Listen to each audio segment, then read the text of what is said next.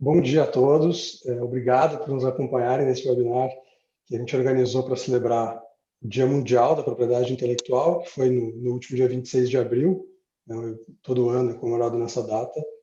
E é um enorme prazer contar com tantos interessados nos temas que a gente selecionou para abordar hoje. Então, eu já aproveito, lembrando aqui que todos verifiquem se os microfones estão mutados. Lembrando que esse evento está sendo gravado. E eu já aproveito a todo mundo para encaminhar perguntas pelo chat.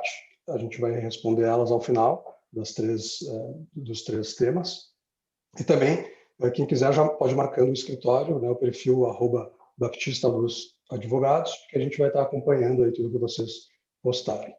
Então, o meu nome é Alexandre Schwartzman, eu coordeno a área de propriedade intelectual e transações de tecnologia do Batista Luz Advogados, e hoje eu estou acompanhado aqui de duas especialistas nos assuntos de hoje.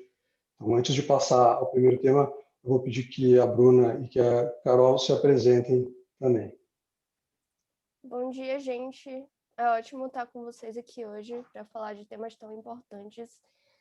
Meu nome é Caroline Nunes, eu sou pesquisadora da área de inovação do Batista Luz e eu tenho uma startup que faz registro de propriedade intelectual usando tecnologia blockchain e que está lançando um marketplace de NFT agora.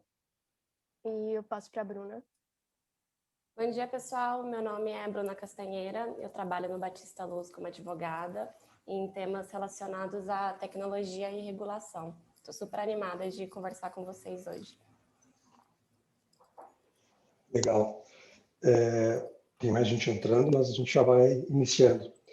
Então, como vocês perceberam na divulgação do nosso evento, a gente dividiu o evento em três partes, né, com temas que eles estão muito em alta atualmente. O primeiro tema ele é sobre o NFT, afinal, o que é isso? Né? O segundo tema, Green is the New Black, né, o mercado de cannabis e a propriedade intelectual, qual é essa relação? E, por último, não menos importante, como ficam os direitos autorais nas plataformas como o TikTok e o Reels do Instagram. Então, os temas dos painéis que a gente vai abordar hoje, eles são novidades aí que estão acontecendo, né, e envolvem mudanças importantes de alguns paradigmas. E por isso que nós aqui não temos a pretensão de exaurir esses assuntos nesse curto espaço de tempo. A nossa ideia é muito mais trazer algumas provocações para mostrar questões que estão para explodir, ou mesmo algumas que já explodiram, relacionadas a novas tecnologias e como isso cria uma disrupção com o direito que nós conhecemos. E, claro, tudo isso sob o ponto de vista da propriedade intelectual. Bom, então, passando já ao nosso primeiro tema, what the NFT, né? Afinal, o que é NFT? Então, muito tem que ser falado nas últimas semanas sobre esse tal de NFT, tem um verdadeiro frenesi sobre isso, e o hype em torno dessa sigla está muito forte. Esse fenômeno mundial que tem agitado na internet é uma abreviação em inglês para tokens não fungíveis. Então, vamos tirar o hype da frente, falar um pouco mais sobre a tecnologia por trás disso e as suas implicações jurídicas. Então, passo a palavra para a Carol. Ale, eu queria te falar primeiro que eu acredito que tem um hype em torno da tecnologia, mas eu também acredito que é uma tecnologia bastante disruptiva e tem um potencial gigante de revolucionar o mundo da arte e a cultura em geral. Então, vamos começar com o conceito de NFT. Ele literalmente significa tokens não fungíveis. E o que é a fungibilidade? Então, uma coisa fungível é uma coisa que pode ser trocada. Dinheiro é uma coisa fungível. Então, você consegue trocar uma cédula de R$10 por 2 cédulas de R$5 sem problema. Uma coisa não fungível é uma coisa que não pode ser trocada. Então, por exemplo, você tem um apartamento de R$1 milhão, você não pode trocar esse apartamento de R$1 milhão por 2 apartamentos de R$500 mil. Não funciona assim. Assim como você não pode trocar o quadro da Mona Lisa por 2 outros quadros. Então, essa é a diferenciação. E o NFT, ele é um token não fungível e ele usa a tecnologia blockchain para criar um tipo de certificado digital que ele é agregado a um ativo digital autenticando esse item no universo que antes não havia escassez. Então, você adiciona uma camada de escassez ao universo digital. E com essa escassez, o mundo digital ele passa a se equiparar ao mundo físico, fazendo com que o valor das obras digitais suba. É a lei da oferta e da procura, lembra? E o NFT ele nasceu lá em 2017 com os CryptoPunks. Eu vou compartilhar aqui a tela para mostrar para vocês, ficar um pouquinho mais visual.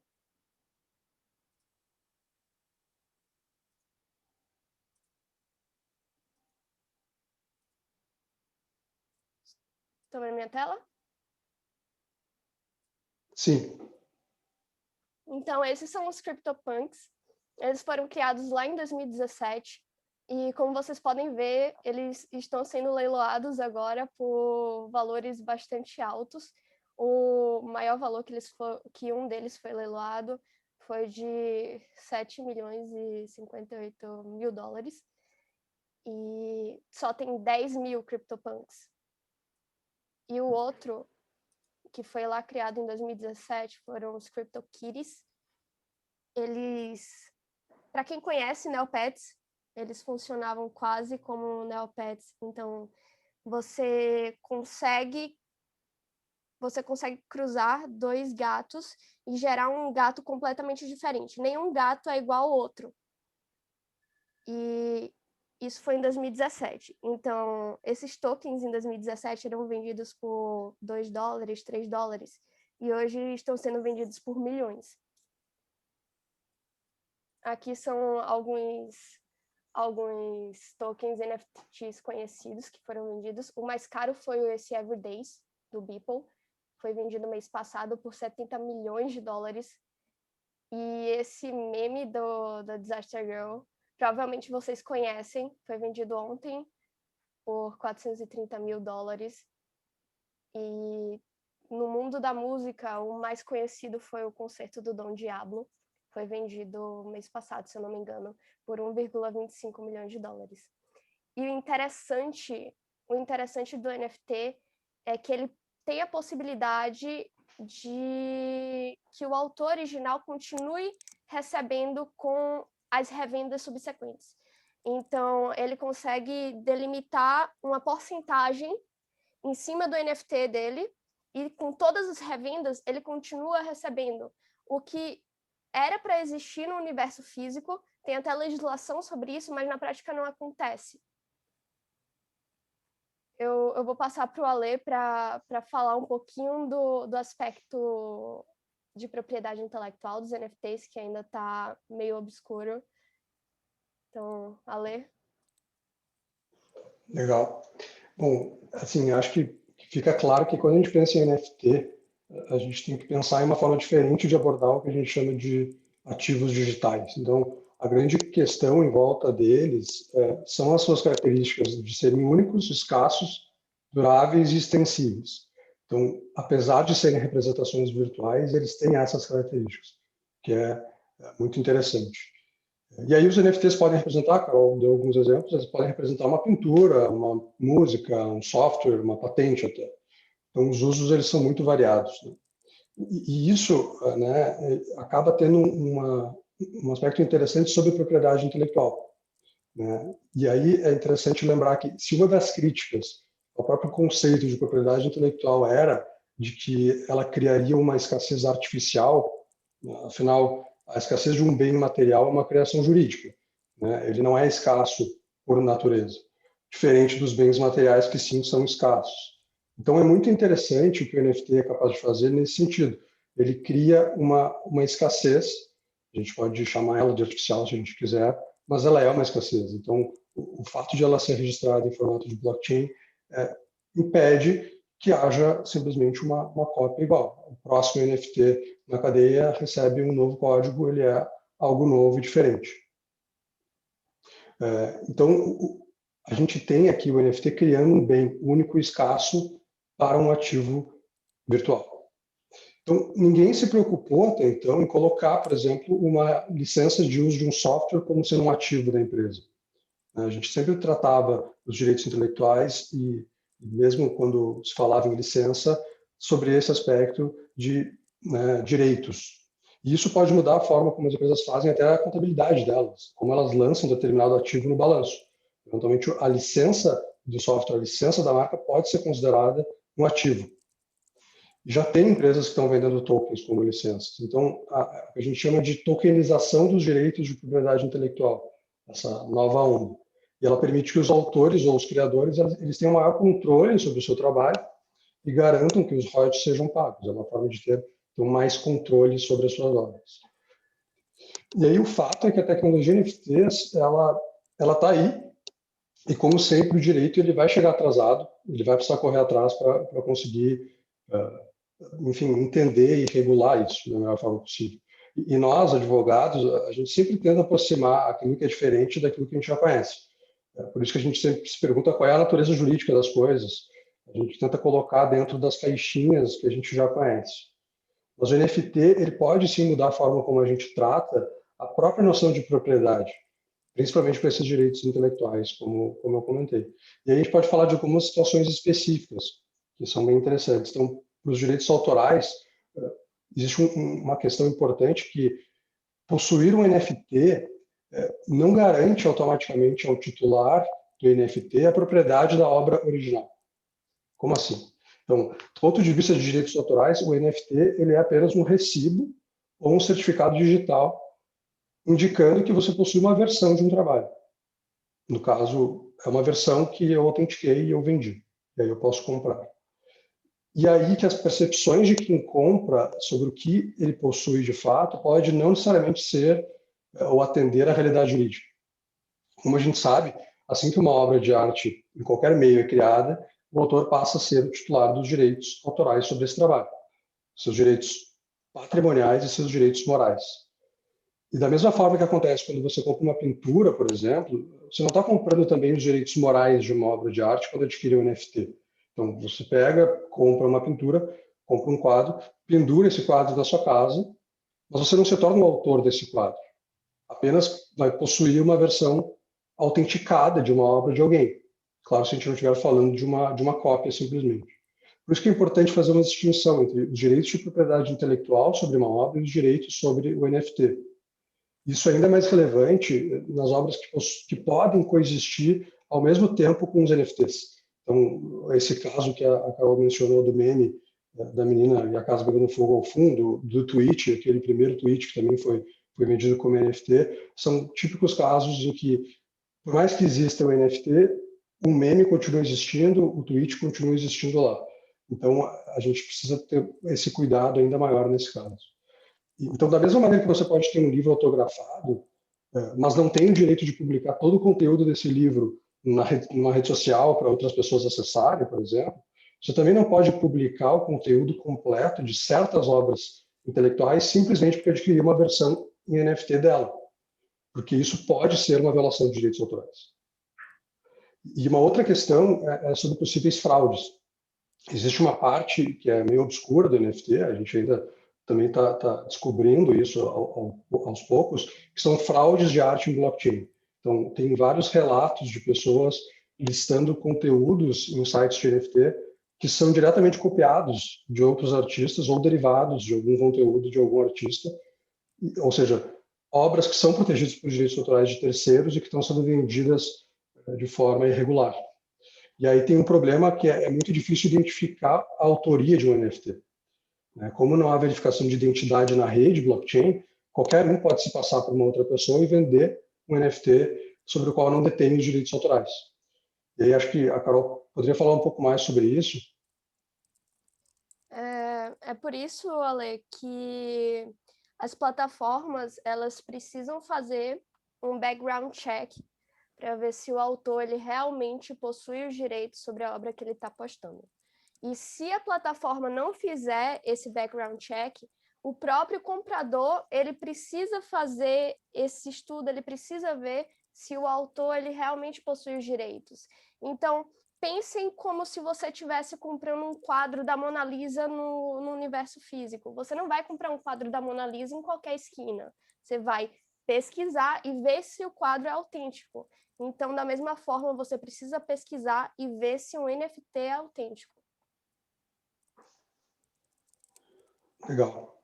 A gente tem várias outras utilizações aí recentes. Teve a IBM anunciando que vai começar a utilizar NFT para registro de patentes, junto com uma outra empresa que trabalha com negociação desse tipo de ativo. Teve a própria Playboy, que anunciou que vai vender NFTs de algumas capas aí da revista. Enfim, então, tem muitos usos ainda que estão sendo desenvolvidos e isso certamente vai trazer novas importantes discussões. Como eu falei, a nossa ideia não é exaurir o tema aqui. Eu já vi que tem algumas perguntas interessantes aí no chat. A gente vai selecionar algumas para responder ao final. Tá bem? Como o tempo ele é um pouco curto, eu já vou passar aqui para o nosso segundo tema de hoje. Green is the new black. O que propriedade intelectual tem a ver com cannabis? Então agora a gente vai falar de outro tema que, além de estar muito em alta, ele é bastante polêmico. Cannabis. E é isso mesmo que vocês escutaram. A gente vai falar de maconha ao vivo e sem medo aqui. Então a realidade é que a gente está entrando em um momento histórico em que o mundo todo ele está ganhando muito dinheiro com isso e nós aqui por enquanto não. E o fato é que a regulamentação sobre o uso da cannabis ela não é mais uma questão de ser e sim de quando. Então ninguém melhor do que a nossa expert em assuntos de tech regulation, a Bru, para nos contar um pouco mais sobre o atual cenário regulatório da cannabis no Brasil. Bom dia, pessoal. Obrigada, Lê, pela introdução. Hoje eu vou falar um pouquinho com vocês sobre a expansão do mercado canábico regulado no Brasil. E depois disso, a Lê vai comentar também sobre algumas das aplicações envolvendo cannabis e propriedade intelectual. A minha intenção hoje não é de ser super detalhista em relação a esse cenário, e sim eu pretendo fazer um mapeamento geral do que está acontecendo hoje em dia no Brasil. Eu acho que, antes de mais nada, é importante a gente ilustrar qual que é o cenário global desse mercado, né? Então, a gente tem que em 2020, por exemplo, o setor legalizado de cannabis ele atingiu a marca de 21 bilhões de dólares, né? E isso é um crescimento de 48% se a gente comparar lá com os dados de 2019. Algumas pesquisas, inclusive, têm estimado que até em meados de 2026 esse mercado vai ter um faturamento de 56 bilhões de dólares. Essas estimativas são otimistas e são realmente muito boas, porque a gente tem observado algumas tendências no mundo em relação a esse tema. A gente tem que agora, em março, Nova York, por exemplo, aprovou a legalização da maconha de uso recreativo. Né? Ao todo, lá nos Estados Unidos, dos 50 estados norte-americanos, 16 já liberaram esse tipo de uso, né, o recreativo, enquanto que 36 já aprovaram o uso medicinal. E as previsões é que esses processos de legalização, tanto no quesito recreativo quanto medicinal, eles acabem aí gerando o efeito dominó.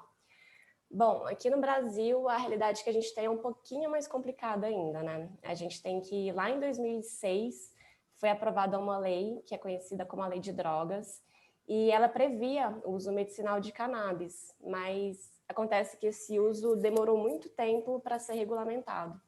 E por isso, considerando esse vácuo, é que desde então associações têm pressionado tanto o governo quanto as entidades médicas para autorização do uso de derivados de cannabis, tendo em vista que existem várias evidências científicas que mostram que o canabidiol ele pode ajudar no tratamento de doenças como, por exemplo, a epilepsia, o Alzheimer, a depressão, entre outras.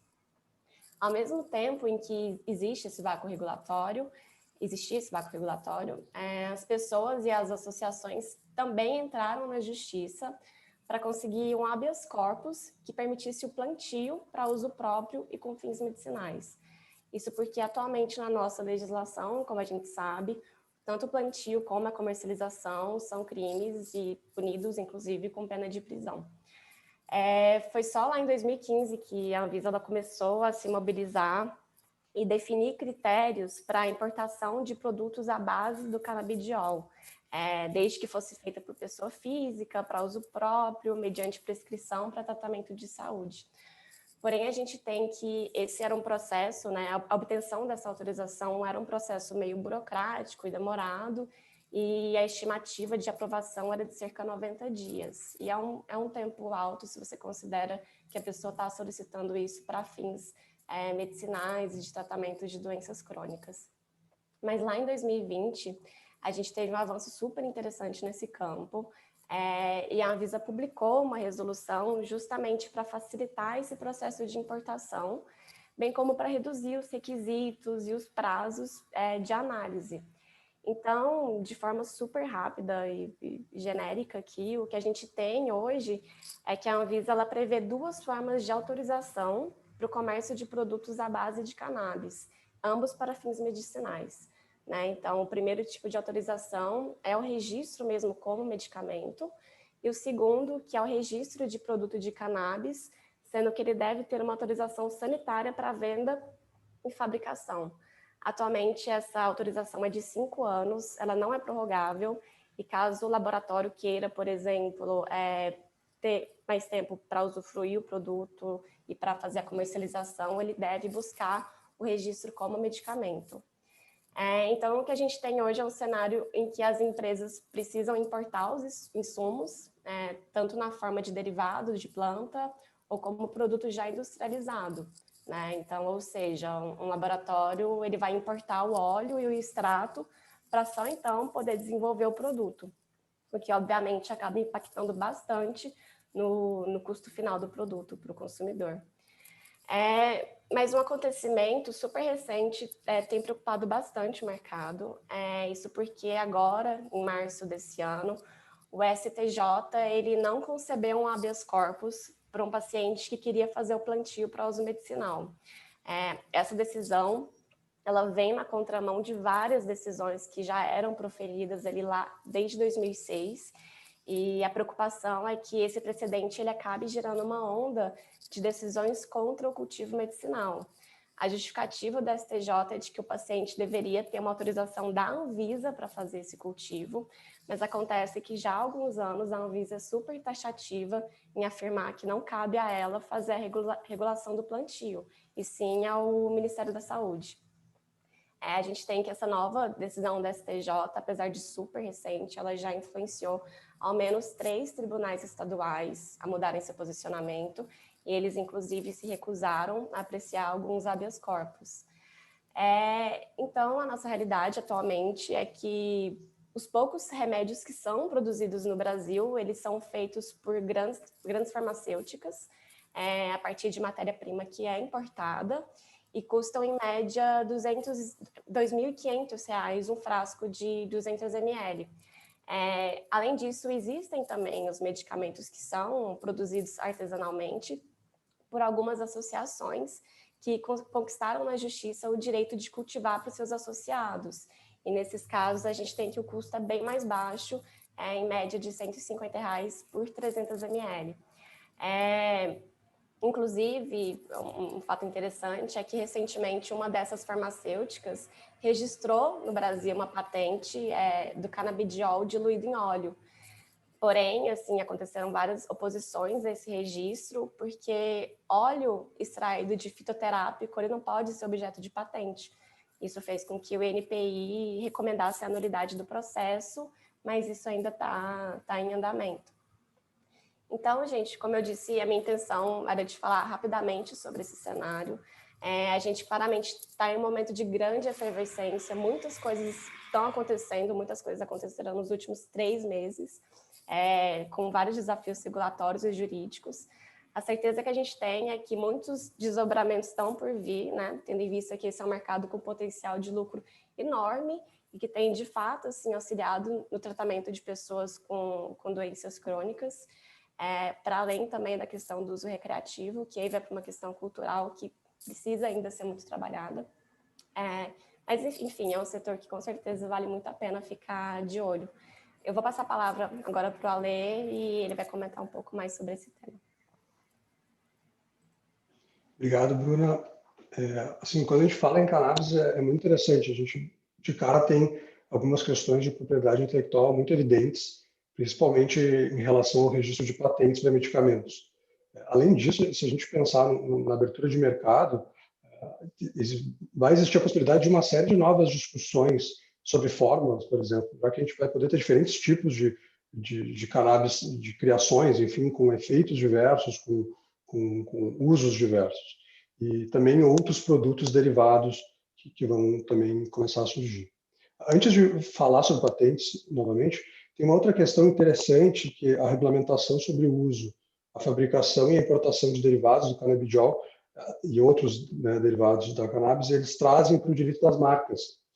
Até então, no Brasil, não era possível obter registro de marca para expressões que remetessem à maconha, com base em 2 artigos da Lei de Propriedade Industrial, que são o artigo 124, inciso 3, que ele veda o registro de marcas contrárias à moral e aos bons costumes, e também o parágrafo 1º do artigo 128, que veda uma empresa requerer pedido de registro por atividades ilícitas. Então, com base nesses 2 artigos, o NPI vinha, até 2019, indeferindo pedidos de registro de marcas.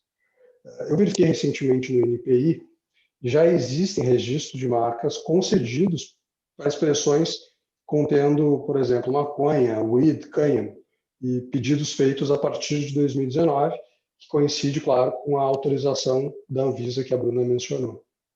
E sobre isso, olhem que interessante o despacho do NPI em pedido de registro para uma dessas marcas que contém termos relacionados a cannabis. Ele diz que, considerando que a Anvisa regulamentou o procedimento para a importação de produtos à base de canabidiol para fins medicinais, esclareça a licitude da sua atividade. Ou seja, né, fica o entendimento de que, se observados os requisitos da lei e comprovado o uso lícito autorizado pela Anvisa, já é possível obter registro de marca contendo essas expressões. Agora, voltando para a discussão sobre patentes de produtos à base de canabidiol, que também é muito interessante e tem gerado polêmica, como já comentou a Bruna. A grande preocupação da indústria hoje é se isso, né, e se essa patente ela criaria um monopólio da empresa depositante sobre um pedido de patente tão genérico, tão abrangente. E a questão ela gira em torno da possibilidade ou não de patentear um processo de extração ou de obtenção de produto canabidiol, principalmente quando ele já é de amplo conhecimento público. Então, tem as duas questões, tanto a que a Bruna trouxe quanto essa. E sobre isso, vale lembrar que é possível patentear uma composição química, por exemplo, desde que ela seja uma composição inédita, que tenha atividade inventiva e aplicação industrial. Então, caso seja desenvolvida essa formulação, o registro da patente é uma forma de garantir um monopólio temporário, que é concedido pelo Estado em troca da publicação dessa forma. E claro que para uma empresa isso é super relevante, porque pode significar uma barreira de entrada importante para os seus concorrentes. Além de marcas e patentes, que são questões, eu acho que evidentes aí na questão da regulamentação da maconha, há outros interesses, outros temas interessantes, que são os usos derivados da cannabis e que estão acontecendo ao redor do mundo e movimentando um outro mercado, que é o mercado da moda, né? E aí tem alguns exemplos interessantes. Alguns deles são os relógios da Hemp, a Hemp Eyewear, que é um braço da empresa Hemp. Ela está produzindo uma ampla gama de óculos sustentáveis feitos de cânhamo. E agora a empresa está sediada em Edimburgo, ela está procurando se expandir também com uma coleção de relógios feitos da mesma matéria-prima. Existe também um tecido de cânhamo da Levi's, a Levi's que já existe há 170 anos e é famosa pelos seus jeans icônicos. A marca ela reconheceu recentemente, numa pegada sustentável também, que os seus produtos feitos de algodão tradicional, eles não eram os mais ecológicos e está começando uma produção nova de um tipo de algodão feito à base de cânhamo, para tentar substituir o algodão tradicional. E tem um tênis da Nike, numa versão à base de cânhamo, que a Nike, enfim, gigantesca, fez uma parceria com uma varejista britânica, Size, e lançou uma versão de um dos seus tênis mais famosos, que é o Nike Air, numa versão de Zoom Type Hemp, que eles têm cânhamo na composição de tecidos. E fugindo um pouco de propriedade intelectual em si, mas também em assuntos jurídicos que movimentam essa indústria, tem alguns casos interessantes que são as empresas de ride-sharing e delivery que estão começando a fazer entregas de maconha nos Estados Unidos a partir da regulamentação em alguns estados. E outra questão é tributária, que teve uma notícia recente que o estado de Illinois, nos Estados Unidos, arrecadou mais dólares com impostos sobre a cannabis do que sobre o álcool, pela primeira vez. Isso aconteceu no último trimestre. Então, aí a gente vê claramente que é um mercado com, né, uma capacidade exponencial de geração de riqueza aí também. E aí o outro ponto é sobre isso também, que existe um fundo já de investimento em ações brasileiro focado no mercado de cannabis internacional. Então, com a legalização da planta em diversos países, seja para uso medicinal ou recreativo, que vale destacar, a procura de investidores por esses ativos, ela tem aumentado bastante nos últimos anos. Então, em breve, quem sabe, aí poderemos ter um fundo similar para investimentos também em empresas brasileiras.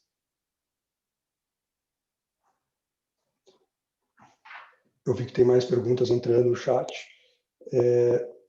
Como a gente tem um tempo razoavelmente curto para a gente poder discutir algumas das questões no final, acho que já vamos passar também para o nosso último painel do dia.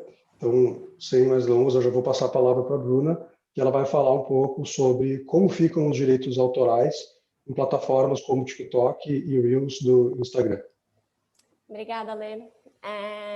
Bom, nesses próximos minutos eu quero falar um pouco com vocês sobre como a nossa lei de direitos autorais ela pode afetar as dinâmicas dessas plataformas digitais, né? No caso, eu vou falar não só do TikTok, mas também do Reels, do Instagram. Especificamente sobre o TikTok, a gente tem que ele é um dos aplicativos de crescimento mundial mais rápido, com uma estimativa de 700 milhões de usuários ativos mensalmente. Né? O TikTok ele também foi o aplicativo mais baixado do primeiro trimestre de 2021. Ao lado dele a gente tem o Reels, que desde o seu nascimento já se tornou super popular, né? Por estar dentro do Instagram, que é um dos aplicativos mais consolidados dos últimos anos. Mas, bom, o que esses aplicativos têm a ver, né, com direitos autorais? Acho que, antes de mais nada, vale explicar um pouquinho o que são, né, os direitos autorais. A gente tem que a Lei 9.610, que foi publicada lá em 1998, ela estabelece quais são esses direitos, quais são as exceções a esses direitos, entre outras questões. É muito comum, hoje em dia, a gente ver as pessoas confundirem os direitos autorais brasileiros com o copyright, que é o sistema de proteção intelectual norte-americano. A nossa lei ela tem como origem um sistema super diferente, que é o sistema de proteção francês, e, em geral, ela traz dois tipos de proteção, que é a proteção patrimonial e a proteção moral. Daqui a pouco vai fazer mais sentido para vocês do porquê que eu estou explicando essas coisinhas tão específicas. Bom, quando um autor ele ganha uma proteção autoral sobre a sua obra, ele está ganhando não só o direito de explorar comercialmente essa obra, o que é chamado ali de direito patrimonial, mas ele também ganha a oportunidade de ser reconhecido e zelar pela reputação da sua obra, o que a gente chama de direito moral. E no Brasil, diferentemente do sistema norte-americano de copyright, a gente tem que o direito moral ele é muito valorizado, tanto pelo legislativo quanto pelo judiciário, assim como, claro, o direito patrimonial. Então, por exemplo, quando a gente pensa no TikTok, no Reels, eu acho que uma das primeiras coisas que vem, né, na nossa mente são aqueles vídeos super virais em que as pessoas reproduzem coreografias de músicas bem famosas e, em alguns casos, de músicas que nem são tão famosas assim, né, mas que acabam ficando conhecidas justamente pela divulgação que é feita pelos usuários nessas plataformas. Então, a gente tem que essas plataformas, elas acabam se baseando em uma lógica que incentiva uma apropriação criativa das músicas e dos trechos das músicas. A gente tem que muita gente fala que é permitido utilizar a obra alheia sem autorização, desde que esse uso não ultrapasse 10 ou 30 segundos. A verdade é que essa regra não existe no direito brasileiro, apesar de ser uma prática mais popular lá no sistema de copyright. De fato, a nossa lei ela acaba trazendo algumas exceções em que usos das obras são permitidos sem autorização do autor. No entanto, o nosso legislador, lá quando foi escrever a lei, ele disse apenas que são autorizados os usos de pequenos trechos, né? Porém, até hoje, a gente não tem um consenso jurídico do que pequeno trecho significa.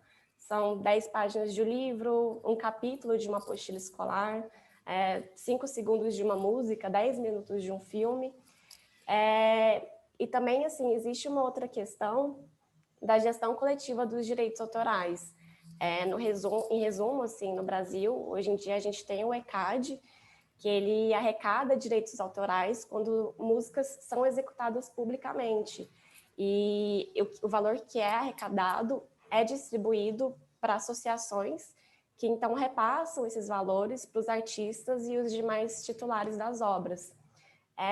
Então, por exemplo, quando o TikTok ou o Reels, eles permitem a reprodução das músicas, questiona-se se automaticamente essas plataformas estão fazendo uma execução pública e por isso se elas deveriam, por exemplo, pagar a arrecadação para o ECAD. Então, dessa forma, é possível a gente questionar se essas brincadeiras, esses memes que são feitos nessas plataformas, elas infringem de alguma forma a lei. E, de fato, assim, a gente tem visto algumas questões mais complicadas surgindo. Em um caso recente, alguns jovens menores de idade fizeram algumas brincadeiras obscenas no TikTok, com uma música relativamente famosa tocando no fundo. Acho que era aquela It's Tricky, do Run DMC. Essa música acabou ficando mais famosa ainda depois dessa popularização na plataforma.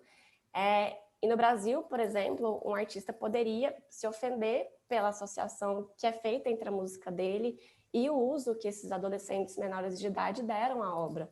Ele poderia perfeitamente requerer, com base no direito moral, que o trecho não fosse mais reproduzido, por exemplo. E assim, gente, nesse contexto, acho que é super importante a gente considerar que a Lei de Direitos Autorais, ela foi feita em 1998, né? Acho que nessa época a internet ainda era discada, pouquíssimas pessoas no Brasil tinham acesso de fato à internet. A gente assistia filme em VHS, acho que várias pessoas nesse webinar nunca nem pegaram um VHS na mão. A gente tem que a Sasha, a Luísa Sonza, o Kevinho, a MC Rebeca e a MC Mirella estavam nascendo esse ano. Obviamente eu pesquisei esses dados, eu não sei isso de cor, eu pesquisei para essa apresentação, mas isso tudo é só para ilustrar que essa lei foi feita em uma outra realidade tecnológica e cultural, né? A dinamicidade da informação que a gente tem hoje em dia é uma coisa totalmente diferente. Lá em 2009, o governo até tentou, através do Ministério da Cultura, fazer uma reforma da Lei de Direitos Autorais por meio de uma consulta pública, de uma plataforma que permitia a consulta pública. Essa plataforma ela fez super sucesso. Na época, receberam cerca de 8.000 contribuições, que foi um número bastante relevante para a época. Essa plataforma foi utilizada depois para a elaboração do Marco Civil da Internet. Acontece que a Lei de Direitos Autorais mesmo, e aí por imprevistos políticos, ela teve essa reforma estagnada, de maneira que até hoje não existe uma mudança. O fato que eu quero trazer aqui, ilustrar para vocês, é que a música, a cultura, elas são coisas vivas e as apropriações são feitas constantemente, não são controláveis, né? E que bom que não são controláveis. A tecnologia também facilita demais esses usos. Para essa discussão, acho que vale a pena a gente considerar que talvez o paradigma de pensamento devesse ser não de será que essas plataformas digitais estão infringindo direitos autorais ou facilitando a infração de direitos autorais? De certa forma, eu acho que pela realidade tecnológica que a gente vive hoje, esse tipo de questionamento já não faz mais tanto sentido, né? Ele pertence ali a uma época em que o Napster era popular. Se uma pessoa ia fazer uma fala dessa que eu estou fazendo agora, ela ia começar dando exemplo do Napster. Os serviços de streaming, tipo Netflix, Amazon Prime, sequer existiam, assim. Eu acho que a sociedade e o mercado, eles acabam ganhando mais se a gente pensa em uma lógica de que, na verdade, a nossa lei é muito ultrapassada e ela se comunica com uma realidade que não existe. Os conceitos e as dinâmicas que são trazidas pela lei, elas precisam ser repensadas e inseridas em regulamentos, em boas práticas, que sejam proporcionais e adequados com o que a gente vive hoje, né? E considerando os artistas, as plataformas, os usuários e as demais figuras que acabam ocupando esse ecossistema cultural e tecnológico tão rico e dinâmico. Bom, o que eu tinha para trazer para vocês sobre esse tema era isso, era mais uma reflexão. E muito obrigada pela atenção. Vou passar a palavra agora para o Ale. Muito obrigado, Bruna. A gente está com o tempo um pouco apertado, enfim, já era esperado, os assuntos são muito interessantes e, né, tem muita coisa para a gente falar sobre isso.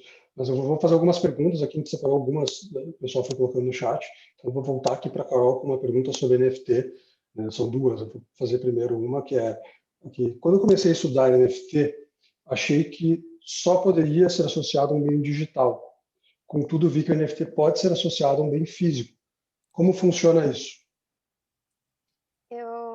Eu acho curioso que muitos artistas chegam para mim e perguntam o que eu posso fazer com NFT. E eu falo, o céu é o limite, depende da sua criatividade. Então, sim, o NFT ele pode ser associado a um bem físico. Eu vou dar um exemplo. Na nossa plataforma, a gente está trabalhando com um pintor e ele está pintando uma obra física. A gente vai digitalizar essa obra, vai transformar em NFT. Então, vai existir a obra física e a obra em NFT. Quem comprar o NFT vai ter uma porcentagem sobre a obra física. Então, quando essa obra física ela for vendida, a pessoa que tem a posse do NFT vai receber um share dessa obra. Então, você consegue fazer essa ponte entre obra física e obra digital. É fantástico.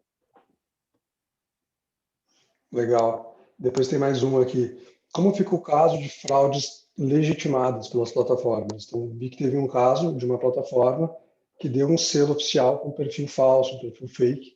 Se eu compro esse produto, o autor verdadeiro pode reclamar sobre essa compra? Provavelmente foi o OpenSea. Eu fiquei sabendo, mas eu não sei direito qual foi a plataforma. Eu sei que o OpenSea ele distribui selos. Nesse caso, sim, seria muito mais viável você processar a plataforma em vez de ir atrás do autor, porque em blockchain você não consegue ir realmente atrás de quem foi o autor, porque é tudo criptografado, é tudo muito complicado. Então, seria muito mais fácil você ir atrás da plataforma, mas a gente não tem nenhum julgado ainda em relação a NFT. Acredito que daqui a uns 6 meses vai começar a aparecer julgados nesse sentido. Então, vamos aguardar para ver o que vai dar isso aí. O ponto aqui também é que há uma violação dos direitos autorais aqui de um terceiro, que é o autor legítimo, né? E esse autor, ele tem direitos, então ele vai tentar buscar esses direitos. Agora, como isso vai acontecer, de fato, a gente ainda não tem uma resposta, né?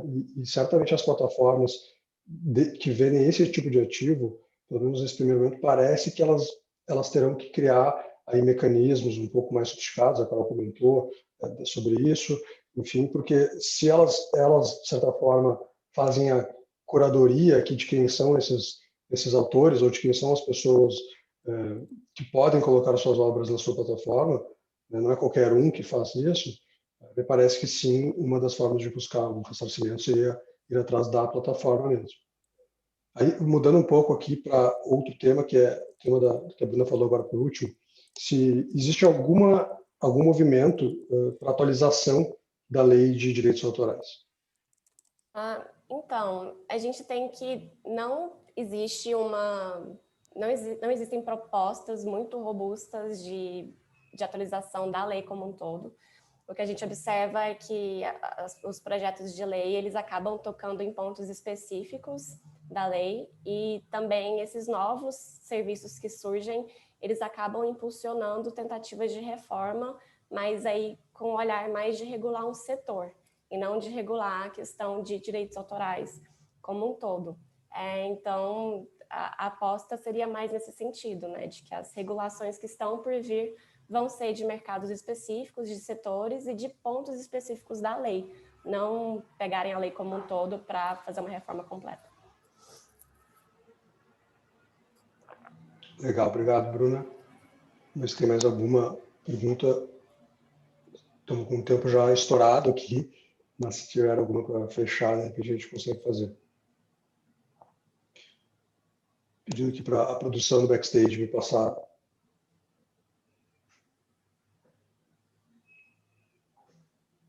Será que dá tempo?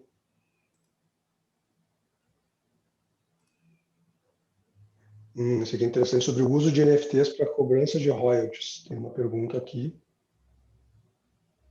Aí, Carol, a gente pode tentar responder juntos.